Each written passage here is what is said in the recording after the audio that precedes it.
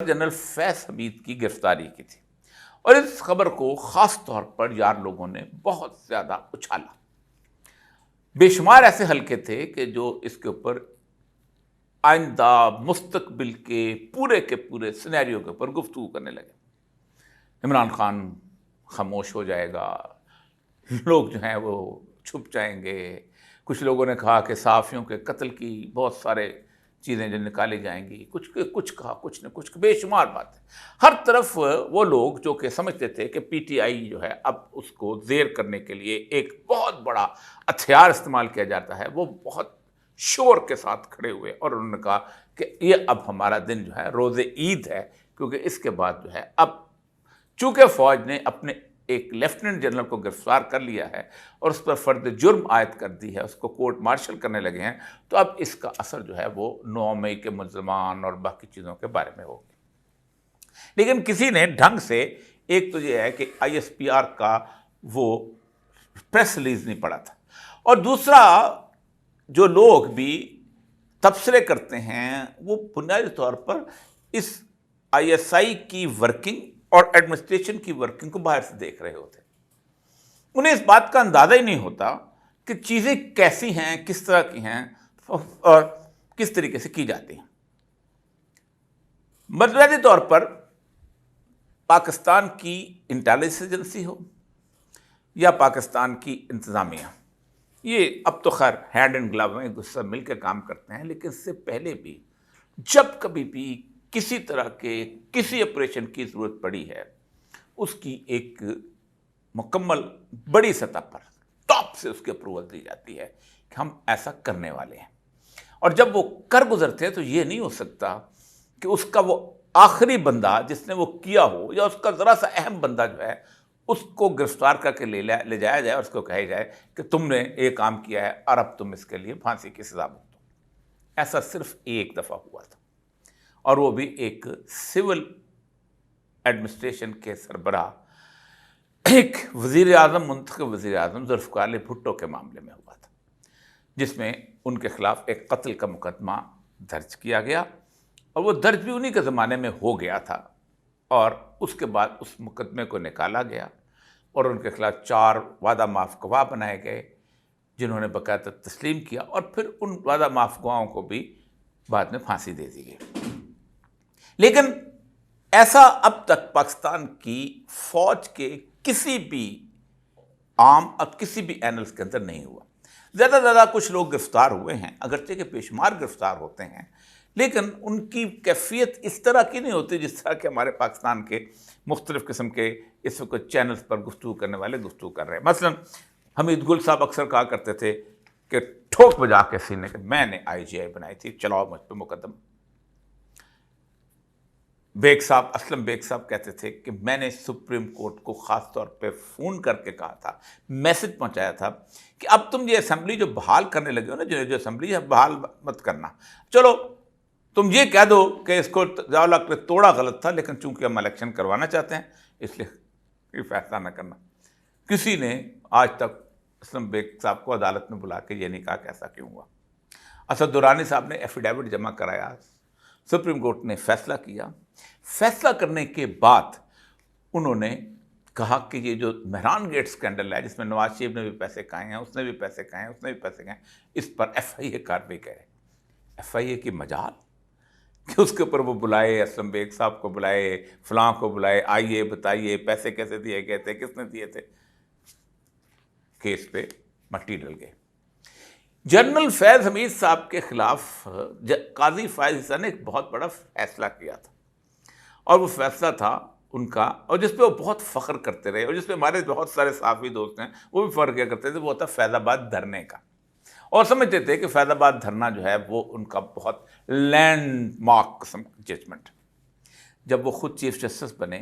तो उन्होंने उसको फैज़ाबाद धरने के उसको केस को प्रोब करने के लिए कि फैज़ हमीद ने क्या किया होगा हवाले किया हुकूमत के, और उन्होंने सुप्रीम कोर्ट के एक जज का, सीनियर 3 जज का फैसला जो है वो 3 रिटायर्ड पुलिस अफसरों के हवाले करके कहा, आप क्या बातें करते हैं, आपकी क्या औकात कि इस तरह की चीज़ों के अंदर प्रोब करने के लिए निकले। और ये तो इस्लामाबाद का मसला ही नहीं था, ये तो शहबाज शरीफ साहब वज़ीर आला थे उस वक्त, उन्होंने कहा था जाओ जाओ जाओ जाओ जाओ इस्लामाबाद जाओ, और वो वज़ीर आज़म पे एलिगेशन लगा दिया, लेकिन जनरल फैज़ हमीद यूं उसको मक्खन से बाल की तरह निकाल लिया गया। अब जो गिरफ्तारी हुई है उसके बारे में एक तो वो है टॉप सिटी का केस है। टॉप सिटी का केस भी अपने ज़माने के अंदर वो एक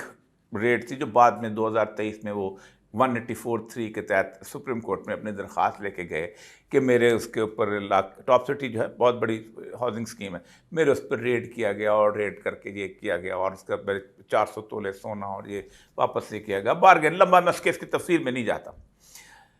सुप्रीम कोर्ट ने वो पढ़ा और पढ़ने के बाद कहा ये तो 184(3) का केस ही नहीं बनता, सुओ मोटो केस नहीं बनता, हाँ मिनिस्ट्री ऑफ डिफेंस का है, ये उसके अंदर तहकीकात कर ले। उन्होंने जनरल फैज साहब की तहकीकात करने लगी और उसका पहला हिस्सा है एक तो। दूसरी अहम चीज़ है और वो है कि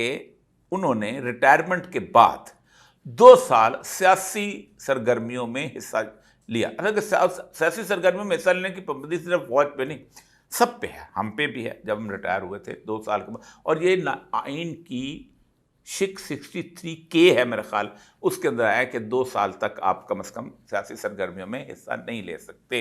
या कम से कम इलेक्शन नहीं लड़ सकते और इस तरह की चीज़ें। इलेक्शन की पाबंदी है, मेरा ख्याल है सरगर्मियों में किसी तौर पर हिस्सा ले नहीं सकते। इसकी एक बेस है,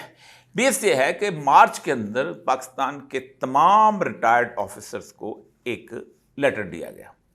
और उस लेटर के ऊपर बाकायदा उनकी PA नंबर जो होता है वो भी लिखा गया हर सफ़े के ऊपर कि किसी तौर पर, ताकि ये किसी को शेयर ना कर सके। लेकिन ज़ाहिर बात है लाखों के हिसाब से ऑफिसर्स हैं जो रिटायर्ड हुए हुए हैं, जिन सबको गया था, उनको कहा गया था कि आप व्हाट्सएप ग्रुप नहीं बनाएंगे, इस तरह इस किस्म की मुख्तलिफ चीज़ें शेयर नहीं करेंगे, अगर बनाएंगे भी तो जाके आप उनसे पूछेंगे या पूछने के बाद इस तरह की एक्टिविटी करेंगे। इसको मसाजिद कॉलेज जब इंस्ट्रक्शन आर्मी एक्ट के तक दे दी जाए तो एक जुर्म बन जाता है। अब इस सूरत हाल के अंदर आप सोचें कि अब तक जब से जनरल आसिम मुनीर बने हैं इस वक्त तक कम से कम 4 तो प्रोमिनेंट सज़ाएँ हो चुकी हुई हैं, जिनमें एक तो फॉर्मर कोर कमांडर जो हैं अहमद बिलाल को हुई हैं, वो उनको पॉलिटिकल एलिगेशन, 4 फरवरी रिटायर्ड ये किया गया था इनको, वो जो मंगला वाले थे। उसके बाद former lieutenant colonel Akbar Hussain, इनको ये जो हैदर मेहदी के शो में आते हैं, इनको 14 साल की सज़ा हुई, बाहर बैठे हुए सज़ा यहाँ सुना दी गई है। हैदर मेहदी को उसको भी 14 साल की सज़ा सुना दी गई है। उसके बाद आदिल राजा को सज़ा सुना दी गई है और बहुत सारे अफसर जो हैं उनको नेगलिजेंस रिलेटेड 9 मई नेगलिजेंस, इनमें से कोर्ट मार्शल हुआ है, जिनमें से कुछ मेजर जनरल्स हैं, कोर कमांडर हैं, 2 मेजर जनरल्स हैं, 5 ब्रिगेडियर्स। ये इस तरह की सज़ाएँ हैं जो कि आसिम मुनीर साहब के आने के बाद सुनाई गई। बेसिकली ये डिसिप्लिन के मामलात फ़ौज में चलते रहते हैं और इस तरह की सज़ाएँ होती रहती हैं। किसी को फोर्स जो है वो निकाला जाता है। मसलन मैं कोयटा में था तो उस ज़माने में वहाँ एक कोर कमांडर होते थे, राजा नादर परवेज़ के भाई तारक परवेज़, तो आराम से मुशर्रफ के ज़माने में नवाज शरीफ से मिलना शुरू हो गए, कभी इधर कभी जिस तरह का, तो उनको उन्होंने बाकायदा एक डिस्प्लेयर दिया और फ़ौज से जाने दिया। वहीदुद्दीन साहब जो कि अपना जो उनको उन्होंने लगाया था, आर्मी चीफ बनाया था नवाज शरीफ ने मुशर्रफ के ज़माने में, और वो जो थे भी DGISI थे, उनको बाकायदा गिरफ्तार किया गया और पेंशन वेंशन रोकी गई, सब कुछ, लेकिन अल्हम्दुलिल्लाह वो उनको पेंशन वेंशन ये सारी चीज़ें दोबारा मिल गई हुई। तो फैज़ हमीद साहब का मामला जो है वो असल में इस कैटेगरी में गिना जा सकता है कि उस दौरान वो कहते हैं कि उन्होंने सियासी राब्ते रखे, ये की। लेकिन एक बात जो है वो बहुत क्लियर है कि उनके ऊपर क़तन 9 मई के हवाले से कोई इल्ज़ाम नहीं है उस चार्जशीट के अंदर कि वो 9 मई में उन्होंने इंस्टिगेट किया था या रास्ता दिखाया था या ये, तो बिल्कुल क़तन कोई इल्ज़ाम इस तरह का मेरी इन्फॉर्मेशन के मुताबिक क़तन नहीं है। तो वो जो लोग कहते हैं 9 मई में बताएंगे कि जी मैंने रास्ता दिखाया था इमरान खान को, तो इमरान खान का पैगाम पहुँचाया था और ये किया था, तो एक बात तो ये तय है कि वो किसी तौर पर इससे अगर कोई ये समझता है कि वो इमरान खान से वो मामला वहाँ निकलेगा और ये होगा वो हो, ये अब आराम से ठंड करें। ये एक फ़ौज के अंदर एक रूटीन का मैटर होता है और अगर इस तरह के केसेस निकलने शुरू हो जाएं तो फिर एक बात तय है कि फिर आइंदा पाकिस्तान में आईएसआई भी अपने काम बंद कर देगी जो उनसे लिए जाते। जायज़ नाजायज़ की बात मैं कर रहा हूँ, जिस तरह का भी काम लिया जाता है। फिर ये नहीं हो सकता कि बलूचिस्तान के अंदर आप जाके गवर्नमेंट बनाओ और आप लोगों को तोड़ो और आप लोगों के खिलाफ मुकदमे बनवाओ और आप लोगों को ख़ास तौर पे कायल करो। मैंने बलूचिस्तान के अंदर 88 ऑनवर्ड ये सारे के सारी बहुत करीब से, बहुत क्लोज तरीके से देखी। फिर ये नहीं हो सकता कि आप जनाब जनरल जिनानी ऑनवर्ड फिर शुरू हो जाएगा ना काम, कि मुशर्रफ के ज़माने के अंदर कौन कौन से बंदों को घेर के लाओ। तो जनरल जिनानी भी तो ब्रिगेडियर थे जब, तो आईएसआई के हेड थे उस वक्त। तो ये फिर पंडोरा बॉक्स कोई नहीं खोलेगा। और अगर आज एक दफ़ा खोल दिया गया तो कल कोई शख्स भी जिससे ये कहा जाएगा कि तुम फलां काम करो जो को पॉलिटिकल विंग है ड्यूरिंग सर्विस जो है, तो फिर कोई इसीलिए फिर कोई नहीं करेगा। फिर इसीलिए जनरल फैज़ या कोई और भी हो, आईएसआई का हेड हो या डीजीसी लगाओ, पॉलिटिकल विंग को कोई नहीं खोलेगा। पॉलिटिकल विंग को शायद कभी इस मुल्क में कोई इनकलाब आ जाए और फौज या खुद फैसला करे कि हम बिल्कुल खुदा हाफिज़ हम सियासत में हिस्सा नहीं लेना चाहते, तब बंद हो सकता है, वरना नहीं खोलेगा। और पॉलिटिकल विंग के तहत की गई वो सारी कार्रवाई जिसके बारे में कहा जाता है कि हमने इसको नेशनल सिक्योरिटी के लिए किया है, अगर हमने कोई एक्शन किया है, अगर हमने कोई लोग उठाए हैं, अगर हम उनको अपना कुछ उन पे जो भी हमने उस्ताद डाली है, उसको हमने पाकिस्तान की इंटरनल सिक्योरिटी और नेशनल सिक्योरिटी की कॉज के लिए किया गया। उसको वो इन गुड फेथ कहते हैं। इसलिए अगर कोई ये समझता है कि ये मरीम नवाज़ को खुश करने के लिए किया गया है, मरीम नवाज़ को और नवाज़ शरीफ को अगर इस वक्त ज़बरदस्त किस्म की, जिसे कहते हैं ना, वो इंटॉक्सिकेशन भी को दे दी जाए और उनको कहा जाए कि बाजवा और फैज़ का नाम लो, तो वो नहीं लेंगे, क्योंकि उनको मालूम है कि ये नाम एक पॉलिटिकल उसके तौर पे इस्तेमाल किया गया था। इसलिए